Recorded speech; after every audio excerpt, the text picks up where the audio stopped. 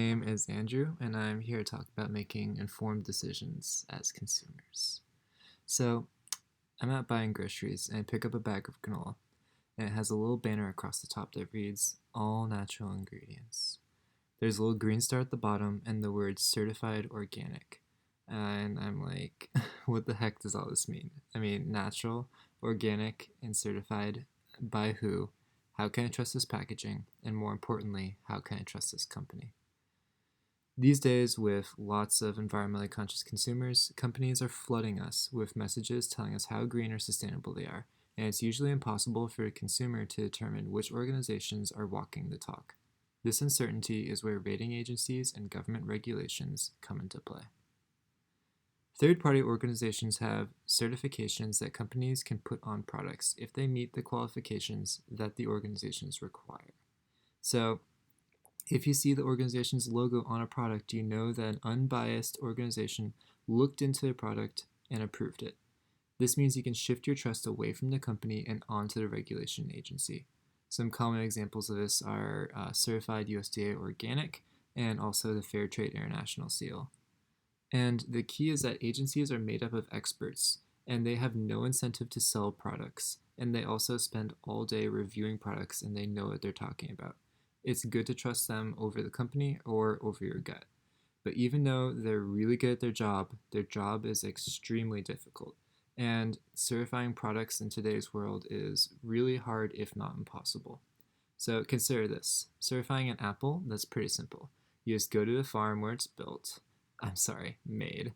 And then you just see whether or not they're using pesticides or GMOs, and if they treat the workers fine, then that's a great apple. Slap a sticker on it. But what if you're certifying an apple pie? Like, what factory makes the sugar? How do they treat their workers? What farm grew the wheat for the flour that makes up the crust? And what about more complicated products? Like, what about the jeans you're wearing? Or what about the computer you're using? In today's complicated world, certifying products is impossible because of the spaghetti mess that's our supply chain and the lack of information.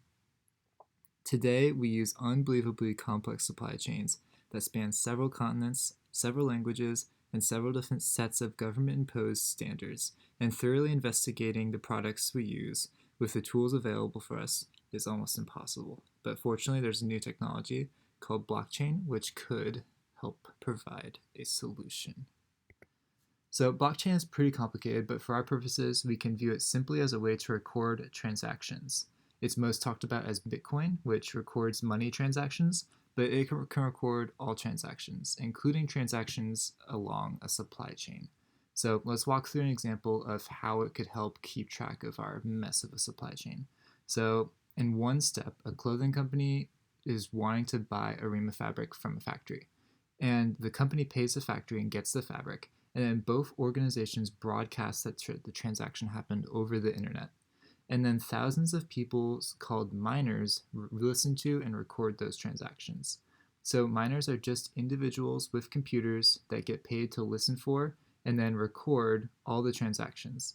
They use the computers to package the transactions into little virtual containers called blocks.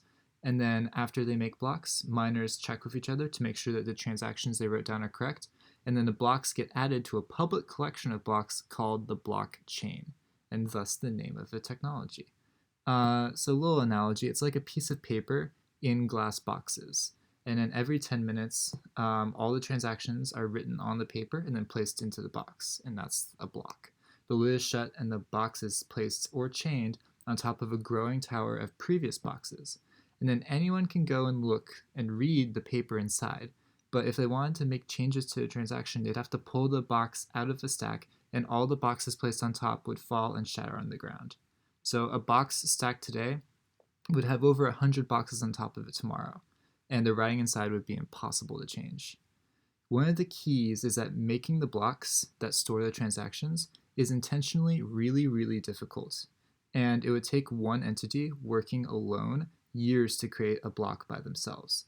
The only way that blocks are made so quickly, 10 minutes, is because there are lots of miners all working on the same problem, which means that trying to create an alternate version of transaction histories, or in layman's term, trying to lie, is really difficult, if not computationally impossible to do. The best part is that thousands of individuals are keeping track of these transactions, not a single company or agency. This means that the transactions are stored decentrally. So if a government server fails or a corporation's records get corrupted, it doesn't matter. The information is being stored decentrally. It also limits the ability for corporations to try to game the system. There isn't a single target for bribing or lobbying schemes, and any one person isn't the point that holds all the information. So also anyone can be a miner. So that means that you and I can help participate in creating this system, which could help us make better decisions. So how does this actually help the certification companies and us? Blockchain is decentralized and uneditable, which means that the records are trustworthy and permanent. So rating agencies can begin to untangle the horrible web of our supply chains, knowing that the information that they're reading is trustworthy and accurate. So if we can encourage or require companies to start using blockchain, we could give certifications much more information and therefore much more strength and power. And the switch would also benefit the corporations, not just consumers. There are several large corporations like Walmart already using the blockchain technology just internally because it simplifies their logistics dramatically.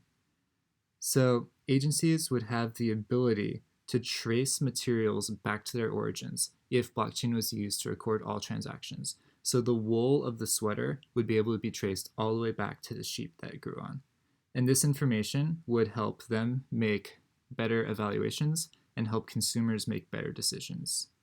This technique isn't without drawbacks. Earlier I said that blocks are really hard to make, and this translates to them requiring a lot of computer power to make and a lot of energy. And it's usually not good to have your environmental solution be really energy intensive, but as our grid becomes more sustainable, this will be less and less of an issue.